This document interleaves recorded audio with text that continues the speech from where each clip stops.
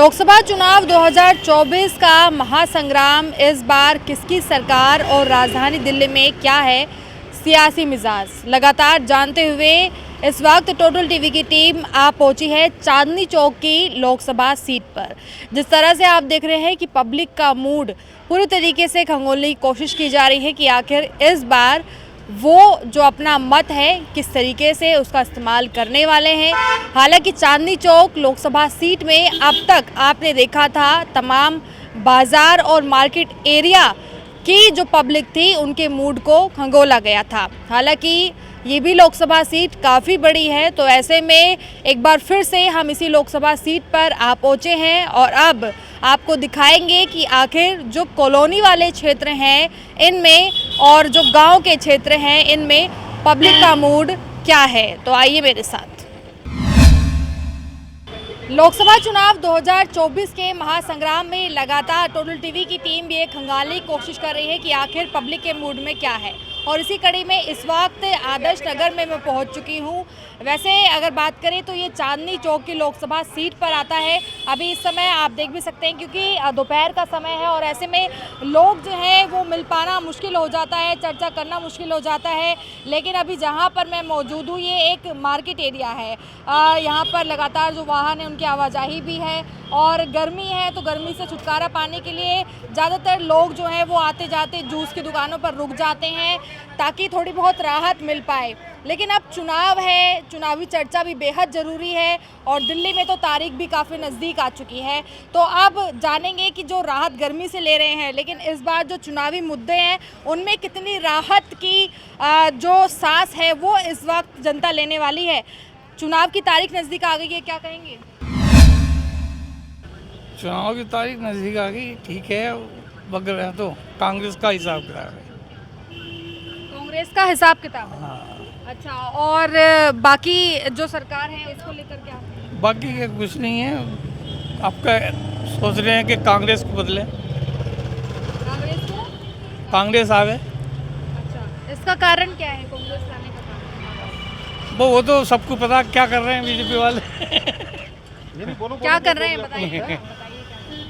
कुछ करके दे नहीं रहे, कुछ नहीं कर रहे, सब बतूलेबाजी है। यानी शिकायतें रही हैं पिछले 10 सालों की। हाँ, क्या क्या शिकायतें? यही शिकायत है, बस करना धरना कुछ नहीं, कहना सब कुछ है, करना धरना कुछ नहीं है। मतलब भाषण दिए हैं बड़े बड़े हाँ, और काम कुछ नहीं। अब चुनाव की तारीख भी नज़दीक है, अहम अपने अपने मुद्दे हैं जनता के। इस बार क्या कुछ सोचा समझा? मैम, मुद्दों की तो कोई कमी ही नहीं है। बीजेपी ने इस बार पिछली जब 2014 के अंदर बीजेपी जीत के आई थी तो लोगों को झूठे वायदे करके लेके आई और लोगों को बहला फुसला के उसने वोट जीत लिए थे। लेकिन 2014 के बाद जिस तरीके से उन्होंने उन लोगों को धोखा दिया, हर चीज़ में झूठ बोला और सारे के सारे देश में जिस तरीके से बदअमनी फैलाई और हिंदू मुसलमान किया और सारी मतलब बेरोज़गारी इतनी ज़बरदस्त हो गई है, महंगाई इतनी ज़बरदस्त हो गई है कि एक गरीब आदमी का सर्वाइव करना ही मुश्किल हो गया है। तो इस बार लोगों को जो ये बहकाने का या झूठ बोलने का या तरह तरह की बातें करने की जो कोशिश करते हैं, आपने देखा भी होगा इस बार के चुनाव में इन्होंने राम मंदिर चलाने की कोशिश की, वो नहीं चला है। और इस बार के चुनाव के अंदर इन्होंने ये कहा कि हम जो है अगर हम आ जाएंगे तो रोज़गार ठीक कर देंगे। जब इन्होंने 10 साल के अंदर रोज़गार ठीक नहीं किया इन्होंने, तो अब क्या ठीक करेंगे ये जो है। लेकिन सरकार ये भी कह रही है कि जो वादे किए गए थे सत्ता में आने से पहले, चाहे वो 370 का मुद्दा हो या फिर वो 35A का मुद्दा हो या फिर देश में बड़े बड़े हाईवे और एक अलग पहचान बनाने का मामला हो, हर किसी मैडम जो है सबसे ज़रूरी किसी भी सरकार के लिए जो वहाँ के सिटीजन्स होते हैं उनके लिए रोज़गार उपलब्ध कराना सबसे बड़ी बात होती है। जो है जब उनका पेट खाली रहेगा तो अब आप ये कहो जी मैंने तो इसको सोने के सिंहासन में बैठा दिया। जो है सोने के सिंहासन में बैठने से कुछ नहीं होता। एक कहावत है कि किसी ने किसी से पूछा कि 2 और 2 कितने, तो उस आदमी ने जवाब दिया 4 रोटी। उसने कहा भाई कि ये 4 तो ठीक है पर तूने रोटी क्यों बोला जाए। अच्छा, तो गठबंधन ने कहा है कि रोजगार वो देंगे? हाँ बिल्कुल उन्होंने बोला है और उन्होंने हर साल के लिए उन्होंने बोला है कि हम जो है 30 लाख से भी ज़्यादा रोज़गार सरकारी नौकरियों में पक्की नौकरियां देंगे। और जिस तरीके से इंडस्ट्रियलाइजेशन के लिए उनके पास एक इंफ्रास्ट्रक्चर है, मैं अपनी तरफ से ये बात मतलब एक विश्वास के साथ ये बात कह देना चाहता हूँ कि कम से कम 1 करोड़ से ज़्यादा हर साल लोगों को नौकरियाँ मिलेंगी, रोज़गार मिलेंगे और लोग जो है खुशहाल की तरफ जाएंगे। तो देखिए, बहुत अहम और महत्वपूर्ण बात ये कह रहे हैं कि संविधान तक भी बात पहुंच गई है। वहीं पर जो गठबंधन है वो भी इस बार काफ़ी मजबूती के साथ में खड़ा हुआ है, लेकिन सरकार भी पीछे नहीं हट रही है। लेकिन जनता क्या कुछ सोच रही है? जनता ये सोच रही है कि बेरोजगारी पे है और महंगाई बहुत ज़्यादा है। उन्होंने तो पहला रोटी खाने की चाहिए ना, बाद में चाहिए कि जो है संविधान वगैरह करना जो है, पहले रोटी खाने की चाहिए। पहले महंगाई इतनी हो रही है, बेहद हो रही है। जनता का मुद्दा अहम होना चाहिए। हाँ बिल्कुल, महंगाई है, महंगाई है, बेरोजगारी है। जब बच्चे घर पर बैठे रहेंगे उनको भी बाप ने खिलाना पड़ेगा, फायदा क्या है? डिजिटल भारत दे दिया बोलते हैं। डिजिटल तो क्या होगा, पहला डिजिटल होता रहेगा। डिजिटल में क्या है? बच्चा जानता है। बच्चा क्या जानता है?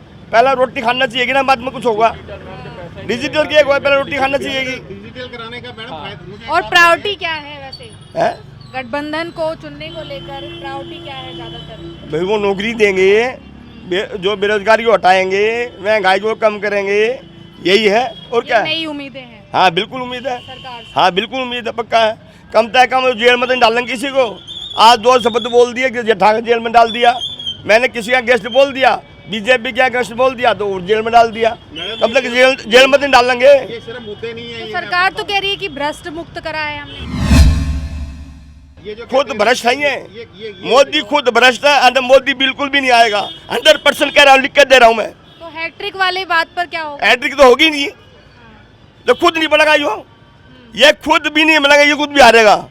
100% की बात कह रहा हूँ मैं, ये इलेक्शन खुद भी नहीं जीतेगा। अच्छा, इस बार कई लोग जो चुनावी मुद्दा है उसमें ये कह रहे हैं कि जो केंद्र का चेहरा है उस पर वोट डाल रहे हैं। गठबंधन के पास तो चेहरा ही नहीं है। केंद्र के पास जो चेहरा वो कह रहे हैं, गठबंधन पे चेहरा नहीं है। गठबंधन को चेहरे की जरूरत नहीं है। पब्लिक को पता है जो है कि जो मोदी जो अपनी तानाशाही दिखा रहे हैं जो सबको जो है जो भ्रष्ट हो उसको अपनी पार्टी में लाओ और वो नेता बन जाएगा। जो भ्रष्ट जो करोड़ों का घोटाला करे उसको अपनी पार्टी में लाओ, टिकट दे दो। जो है यहाँ कुछ बोलो उसको अपना जेल में डाल दो, जो उसकी तरफ जो है। लेकिन ये बताइए ना उनका मुद्दा क्या है? 10 साल से आप देखिए, 10 साल पहले जो रेट थे आज सारे आसमान छू रहे हैं। लोगों के जेब में रुपये नहीं रहेगा, नौकरी नहीं रहेगी, तो डिजिटल इंडिया क्या करेगा इसके अंदर आपका भी जो है? तो कम से कम सरकार जो है वो लोगों के लिए कुछ करे तो सही। 10 साल में उन्होंने कुछ नहीं करा। अच्छा, तो आपके यहाँ से वैसे कौन कौन उम्मीदवार हैं यहाँ पे? हमारे यहाँ से तो कांग्रेस के जयप्रकाश अग्रवाल जी हैं जो है, और परवीन खंडेलवाल जी बीजेपी से। हाँ जी। तो अभी इन उम्मीदवारों से नई उम्मीदें क्या हैं आप लोगों की? उम्मीदवारों से हमारे को जो है हमारे को तो जयप्रकाश अग्रवाल जी से पूरी उम्मीद है कि जो जीत के आएंगे और जो है जो हमारे मुद्दे हैं वो अपने संसद में रखेंगे। और जब सरकार हमारी आएगी, क्योंकि मोदी इस बार नहीं आएगा। जो 400 पार का नारा लगा रहे हैं, 400 पार का नारा नहीं है, वो 400 पार साफ है। इस बार कोई नारा नहीं है, ये कहीं से कहीं तक खड़े नहीं है। जो है पूरा हिंदुस्तान समझ चुका है, ये सिर्फ झूठ और फरोग की राजनीति करते हैं, झूठे वादे करते हैं और झूठे वादों से जो है ये सरकार में आते हैं। इस बार पूरे हिंदुस्तान तैयार है, इस बार मोदी को बिल्कुल साफ करना है। जीतेगा।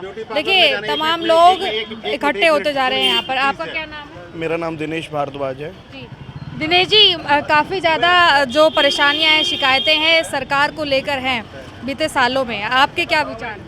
बीते सालों में जो केंद्र की सरकार है उसके यहाँ से सांसद उनके मंत्री हर्षवर्धन जी रहे हैं, लेकिन क्षेत्र में ऐसा कोई काम उन्होंने नहीं किया। किसी पार्क में 4 बेंच दान कर दिए, 2 झूले लगवा दिए, यही काम उनके हैं। आदर्श नगर आज की डेट में 5 लाख की पॉपुलेशन वाली जगह है। इसमें ना तो कोई बड़ा हॉस्पिटल है, ना ही कोई बड़ी चीज़ है। एशिया की सबसे बड़ी मंडी यहाँ पे है। पार्किंग की समस्या है, कोई मल्टी लेवल पार्किंग यहाँ पे नहीं है। केंद्र सरकार का इतना फंड केंद्र सरकार हर्षवर्धन जी को देती रही है, हम जो है बजट के माध्यम से सुनते आ रहे थे, लेकिन आदर्श नगर और हमारे इस एरिया को कभी किसी चीज़ का लाभ प्राप्त नहीं हुआ है। और देश की हवा कैसी है देश को लेकर? देश मैडम देखिए, एंटी इनकम्बेंसी चल रही है। देश बदलाव चाहता है। वो कुछ लोग रोटी रोजगार से परेशान हैं, कुछ लॉकडाउन के परेशान सताए हुए हैं जो अभी तक उभर नहीं पा रहे हैं। तो जो जहाँ तक हम लोग मिली जुली बात कहते हैं, दबी जबान से तो सब मोदी मोदी चिल्लाते हैं, लेकिन अंदर कुछ और ही है। कुछ हो रही है। तो ये 10 सालों में उभर कर आ रही है या इससे पहले जब एक सरकार हुआ करती थी उस टाइम पर भी कुछ ऐसी ही शिकायतें थी? पहले क्या था कि इनके पास एक चीज़ थी, लाओ राम मंदिर, लाओ राम मंदिर, लाओ राम मंदिर। भगवान राम आ गए, वो कोर्ट के माध्यम से ही आए। इनमें ये आम जनता भी समझती है, बट ये है कि ये इसको हाईजैक करके तीसरी बार सरकार बनाना चाहते थे, लेकिन जनता समझ गई है कि रोटी से बड़ी कोई चीज़ नहीं होती। भगवान का भजन भी रोटी खा के ही होता है।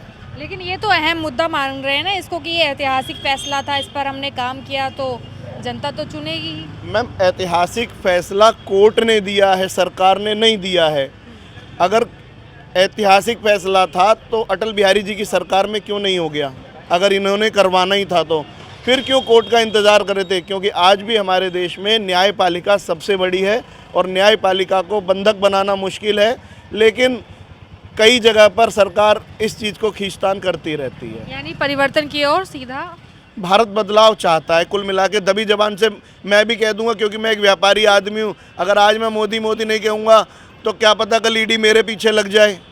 तो इसीलिए मैं तो डरता हूँ, लेकिन हाँ, वोट मैं उसी को दूंगा जो मेरे बच्चों का और मेरा विकास करेगा। जी देखिए, अहम चर्चा में ये विशेष बातचीत और मुद्दे जो कि सुनना और समझना दोनों ही आवश्यक हैं। हमने बातचीत की यहाँ के स्थानीय जनता से और जाना कि आखिर उनके मूड में क्या कुछ चल रहा है। आगे और बढ़ेंगे और जानने की कोशिश करेंगे कि आखिर चांदनी चौक की लोकसभा सीट पर क्या है पब्लिक का मूड। लोकसभा चुनाव 2024 में पब्लिक का मूड जानते हुए इस वक्त पहुंच चुके हैं वजीरपुर गांव में। आपको बता दूं कि ये गांव चांदनी चौक की लोकसभा सीट पर पड़ता है।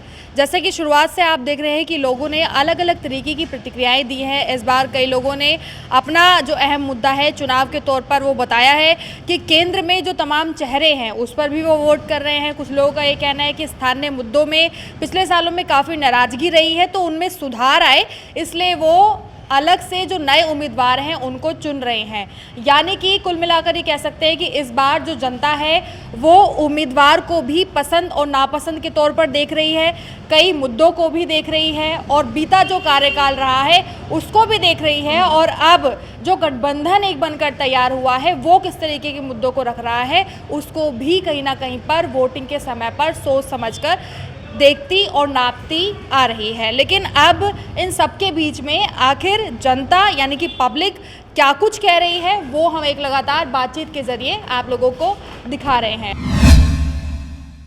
क्या नाम है आपका? समय सिंह खारी नाम है मेरा जी। आप किस तरीके से इस बार जो 2024 का चुनाव है, क्योंकि बहुत लोग कह रहे हैं कि केंद्र में हम चेहरा देख रहे हैं, आप उम्मीदवार को देख रहे हैं, मुद्दों को देखते हैं या कैसे अपना चुनाव? मैडम ऐसा है, इस बार पब्लिक ये चाहती है कि कुछ चेंज हो।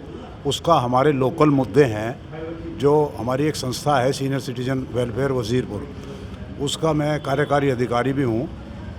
हमने यहाँ पे गांव में बहुत समस्याएं हैं। पहली समस्या तो हमारी पार्किंग की है। हमारा गांव बहुत पुराना बना हुआ है और सारा कंजेस्टेड है, गाड़ियाँ यहाँ खड़ी नहीं हो सकती, बहुत भीड़ी सड़कें हैं।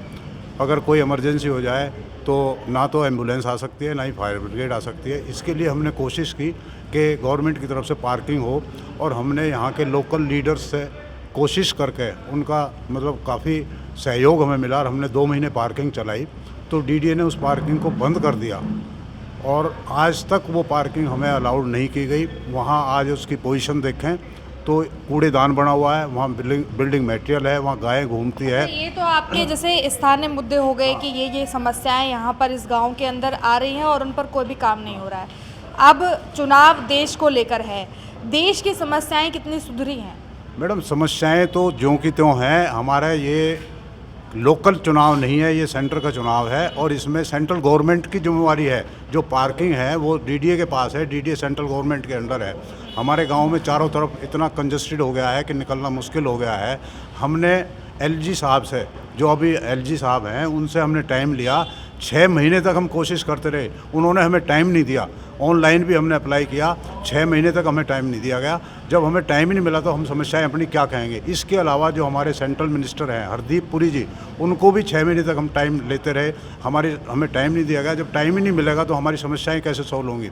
गाँव बुरी तरह से ग्रस्त है। यहाँ सफाई नहीं होती, यहाँ पे सीवर लाइन ख़राब है, सड़कें ख़राब है, हर तरह से यहाँ पे दुविधा है।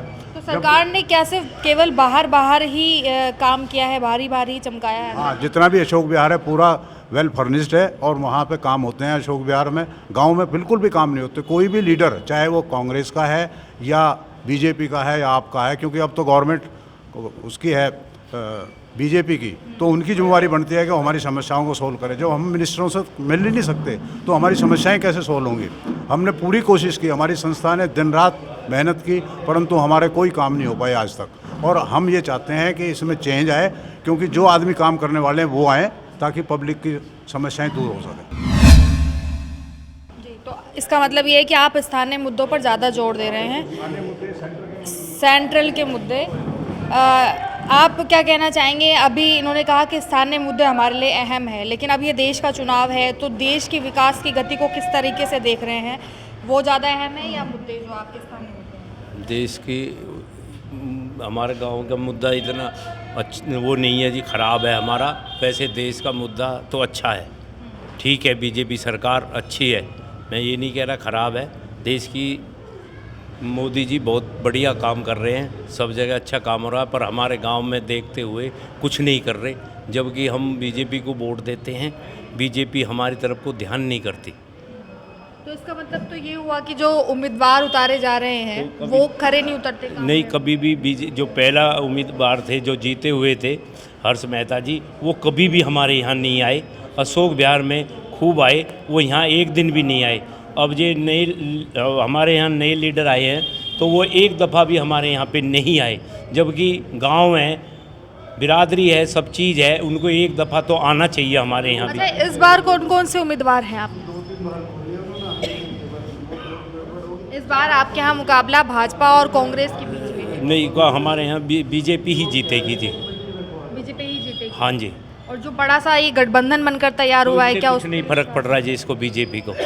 छोटी सीट पे तो पड़ेगा जी, बड़ी सीट पे नहीं पड़ेगा। ऐसा क्यों? क्योंकि छोटी सीट इसलिए है जी, छोटी सीट पे हमारे यहाँ ये छोटे आदमी रहते हैं ज़्यादातर, ये रेहड़ी पटरी वाले ज़्यादातर आम पार्टी की ज़्यादा जोर कर देते हैं, जबकि कुछ फ़र्क नहीं है। बिजली उनके 200 रुपये के चक्कर में वो एक बल्ब में रहते हैं। हमने तो आज तक भी हमारे को कोई यूज नहीं करी जी 200 रुपये की। कहते हैं ना 200 यूनिट फ्री है, हमारे लिए कोई फ़ायदा नहीं, हमारा तो बिल उतना ही आता है। ये केजरीवाल जी ने ख़राब कर रखा है मामला, बहुत ख़राब कर रखा है। अरे करनी है तो शिक्षा फ्री करो, डॉक्टरी फ्री करो, ये क्या फ्री, बिजली फ्री, पानी फ्री, क्या होता है पानी फ्री? अब पानी की तो समस्या बहुत ज़्यादा है इस गांव में, हैं। अशोक विहार में कुछ भी समस्या नहीं है, हमारे गांव में इतनी समस्या है, हम बड़े परेशान रहते हैं, बाल्टी ले लेके बाहर जाते हैं। लेकिन सरकार का तो ये कहना है कि जितना हमने स्टेट में अपनी जनता को दिया, अगर हम अच्छे से... हमारे यहाँ नहीं दिया जी, हमारे यहाँ नहीं दिया। गांव में सब परेशान है, हर आदमी परेशान है, पानी से इतना ज़्यादा परेशान है जी, बहुत ज़्यादा। अच्छा, गठबंधन ये भी कह रहा है एक तरफ कि जो भाजपा सरकार है उसके जो नेता हैं या खुद जो प्रधानमंत्री मोदी जी हैं वो कभी जनता के बीच में जाते नहीं हैं। लेकिन आप पहले का समय याद कीजिए, जब राजीव गांधी हुआ करते थे, इंदिरा गांधी हुआ करती थी, तो वो लोगों के बीच में जाती थी। नहीं, तो जनता को चुनना होने चाहिए जो उनसे खुद से मिले। नहीं, ऐसा तो नहीं है जी, जनता के बीच में प्रधानमंत्री जी आते हैं, कौन कह रहा नहीं आते भाई? ऐसा तो नहीं है हर घर में जाएंगे एक ले प्रधानमंत्री को, छोटी मोटी चीज़ तो है नहीं, हर आदमी से मिलने जाएंगे। ठीक है, जहाँ भी सभा होती है, जहाँ भी वो होती है, मीटिंग होती है, वहाँ आते हैं प्रधानमंत्री, उनके बीच में बैठते हैं। कौन कह रहा है प्रधानमंत्री नहीं आते? क्या पहले ही बैठते थे? पहले मैडम, पहले में और अब में ना फ़र्क है। पहले इतनी वो नहीं थी आबादी, अब आबादी ज़्यादा है, अब कहाँ जाएंगे? तो उद्योगपतियों वाली सरकार नहीं है ये? नहीं, उद्योगपति की सरकार नहीं है जी, ठीक है, जनता की सरकार आम जनता की सरकार है जी। लोग बाग कहते हैं, अब देखो कितने फ़ायदे करे हैं इसने, कितने पकड़े आदमी, क्या फ़ायदे कर रहे हैं? कितने फ़ायदे करें, देखो कितने बदमाश मार गिरे, कितने पैसे आ गए गवर्नमेंट के पास, कितने ईडी की रेड पड़ी है। अरे ईडी को पता है पहले से, क्या पहले इंदिरा गांधी नहीं करती थी?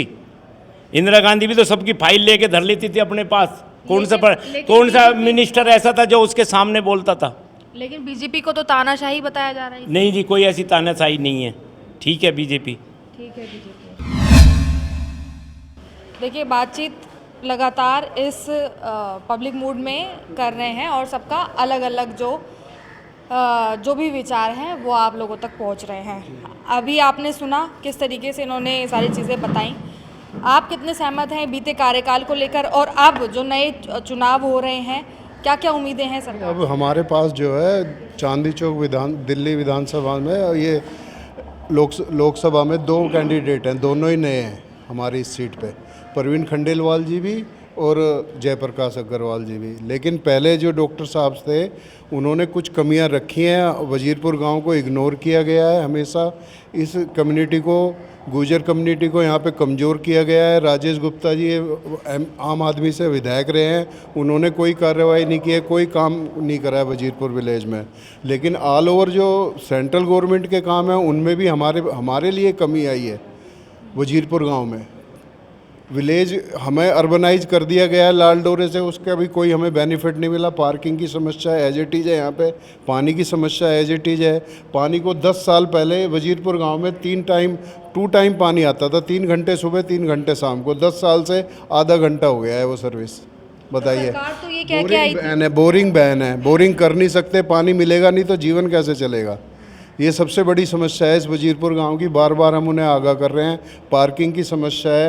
रेड लाइट पे हमने डॉक्टर हर्षवर्धन जी को ये बोला था कि रेड लाइट पे एक जगह है, उन्होंने हमारे एरिया में बूढ़ाघर भी है और वाल्मीकि चौपाल भी बनाई गई है वहाँ पे, लेकिन वहाँ पे एक जगह खाली पड़ी है, उसको डेमोलाइज किया गया था। वो क्या था जी, पहले सिलाई सेंटर था, डीडीए ने वो तोड़ दिया है। हम उसको बार बार रिक्वेस्ट कर रहे हैं जी उसे नीचे पार्किंग बना दो, ऊपर बच्चों के लिए लाइब्रेरी बना दो। क्या गांव के बच्चे या गांव की जनरेशन या यहाँ पे किराएदारी भी है, क्या वो नहीं पढ़ने का हक रखते कि एक लाइब्रेरी मिले, बच्चों को एजुकेशन मिले, वो पढ़ सके? लेकिन उस पर किसी का ध्यान नहीं है। अब हम तो सरकार ने मन की बात भी की, लोगों की बातों को यहाँ पे खंडेलवाल जी मीटिंग के लिए आ रहे हैं, वो बात कर रहे हैं कि भाई एक मीटिंग गांव में रखेंगे, 1-2 मीटिंग। हम उनसे यही कहने जाएंगे, पहले हमारी कुछ मेन समस्याएं उन्हें समझाओ। जो देश का मुद्दा है वो अग्रसर है, देश सर्वोपरि है, देश के लिए साथ है। ज़्यादातर कम्युनिटी अब हमारी भी यहाँ से सब बीजेपी को ही समर्थित हो रही है, बीजेपी को वोट ज़्यादा जा रही है। हम भी बीजेपी को ही वोट देंगे, लेकिन कुछ मुद्दे हैं जो फेल हो रहे हैं, जो ज़मीनी मुद्दे हैं उन पे काम नहीं हो रहा है। फौरी तौर पे ऊपर काम अच्छा हो रहा है, लेकिन जड़ पे काम नहीं हो रहा है। यानी स्थानीय मुद्दों पर कोई भी विचार विमर्श नहीं हो रहा है जी।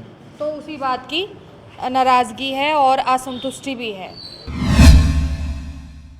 देखिए, यहाँ पर तमाम लोगों से जैसे ही हमने बातचीत की तो कहीं ना कहीं पर जो प्रतिक्रियाएं हैं वो मिश्रित तौर पर सामने आ रही हैं, और पब्लिक का मूड जो है वो दिन प्रतिदिन बदल भी रहा है। और आप ये भी कह सकते हैं कि देश में इस वक्त जो पब्लिक है वो मत देने से पहले ज़्यादातर इस बार स्थानीय मुद्दों को भी एक अहम जगह दे रही है।